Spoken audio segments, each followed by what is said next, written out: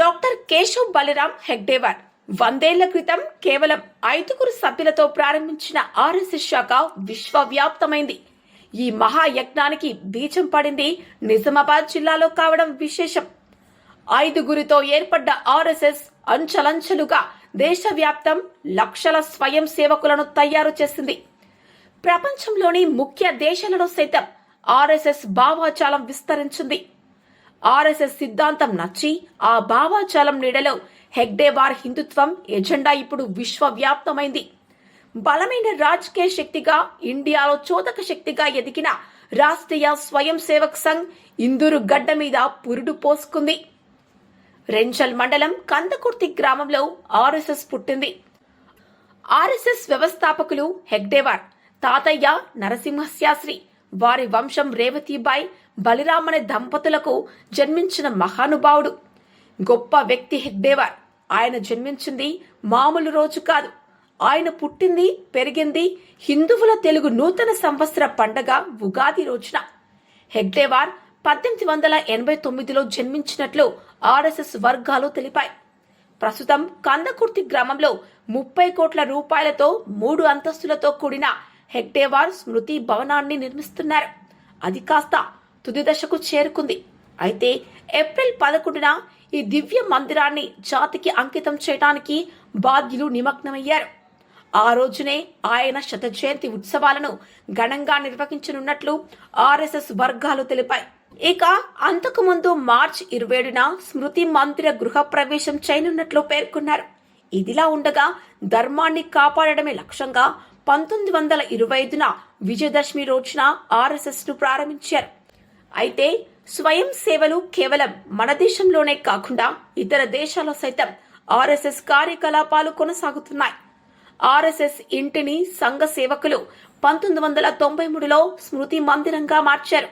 రాబోయే నెల 11న జరిగే సిద్ధ జయంతి ఉత్సవానికి రాష్ట్రీయ స్వయం సేవక్ సంఘ్ చీఫ్ మోహన్ భగవత్ రానున్నారు.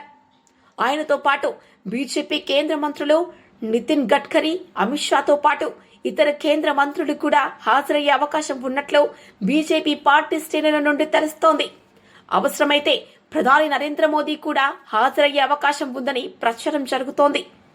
కందకుర్తి గ్రామానికి చెందిన ఓ వేద పండితుడు మన నిజామాబాద్తో మాట్లాడుతూ, మన ఊర్లో ప్రపంచంలోనే జరుపుకునే అతిపెద్ద పండగ రాబోతోందని సంతోషం వ్యక్తం చేశారు.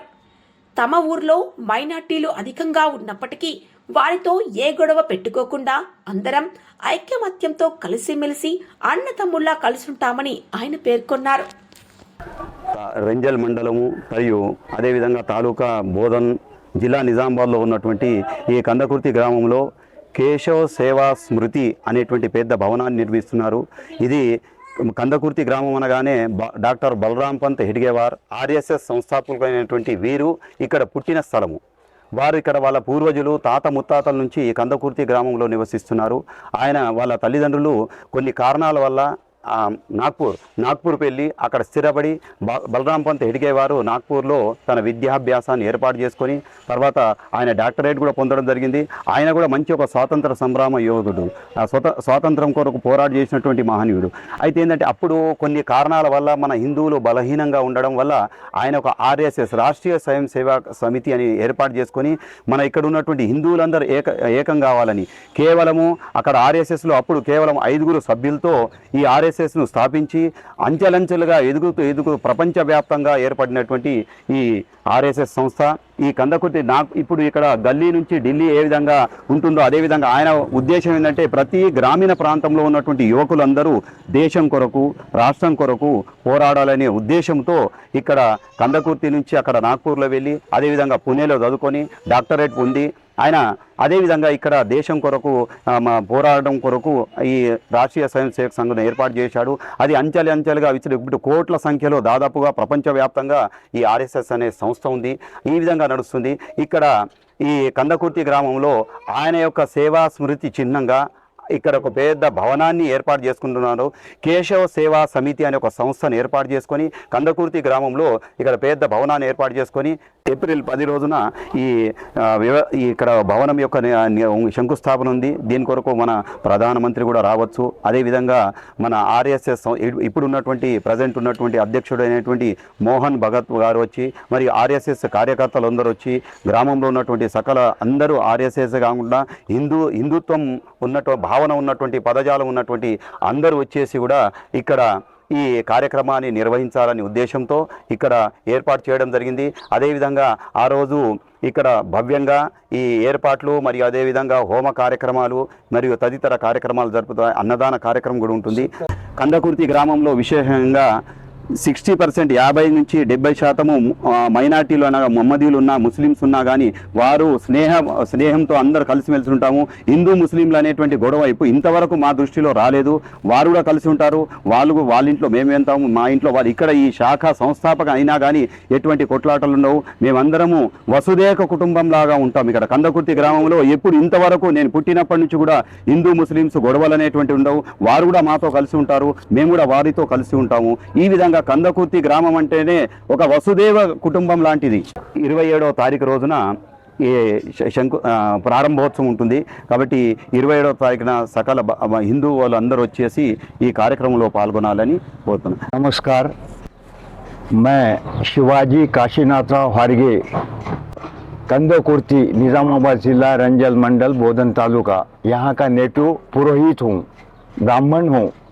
मैं हरगेवार अभी कंदकुर्ती के अंदर केशव सेवा समिति, केशव भारती समिति के तरफ से केशव बलिराम हेडगेवार इनके स्मृति के अंदर बहुत बड़े वास्तु का निर्माण हो रहा है।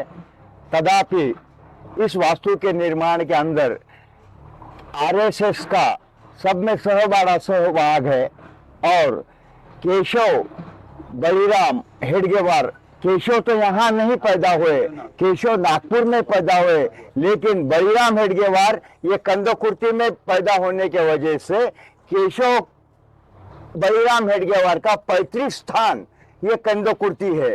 इसीलिए ये केशव बलिराम हेडगेवार के नाम से यहाँ पर केशव सेवा समिति के तरफ से यहाँ पर केशव स्मृति भवन का बहुत बड़ा निर्माण हो रहा है और इस निर्माण के अंदर भारत माता की मूर्ति, केशव बलिराम हेडगेवार की मूर्ति की स्थापना हो रही है।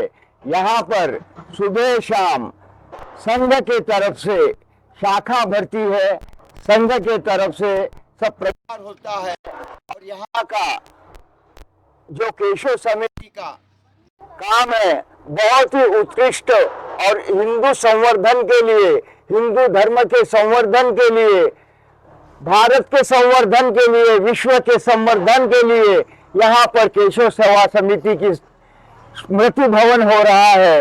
और यहाँ पर हमारा गांव कंदकुर्ती मुस्लिम माइनॉरिटी रहने के बावजूद भी यहाँ पर मुस्लिम और हिंदू के बीच में कोई भी भेदभाव नहीं है। यहाँ पर मैं कहकर हिंदू मुस्लिम के तरफ से भी यहाँ पर सबके तरफ से सद्भावना का प्रस्तुतिकरण किया जाता है।